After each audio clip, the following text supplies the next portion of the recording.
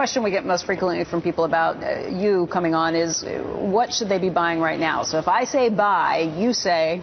I say basically hold. I mean, the idea, the European news or a slowdown in this or that or anything like that, that would not cause you if you owned a good farm and had it run by a good tenant. You wouldn't sell it because somebody said, here's a news item, you know, this is happening in Greece or something of the sort. If you owned an apartment house and you got to raise your rents a little, it was well located, and you had a good manager, you wouldn't dream of selling it. If you had a good business personally, the local McDonald's franchise, you wouldn't be thinking about buying or selling it every day. Now, when you own stocks, you own pieces of businesses, and they're wonderful businesses. You can pick the best businesses in the world.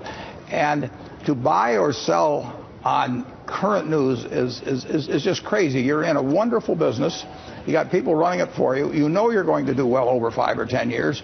And to think news events should cause you to try and dance in and out of something that's a wonderful game is a terrible mistake. So get into a bunch of wonderful businesses and stay with them. But you said, I said buy and you changed it to hold. Does that mean don't sell, or does that mean? Well, I mean, if you haven't got them yet, you buy them consistently over time. So you sort of average over time. And I've been buying all my life. I bought my first stock, you know, when I was 11 years old, and it was about 3 months after Pearl Harbor, and Corregidor was falling, and they had the death march at Bataan, and all the news was terrible.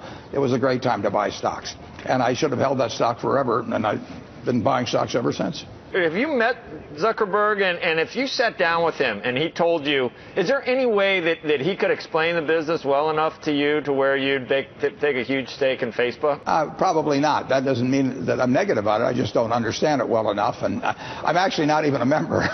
There's a billion of them out there.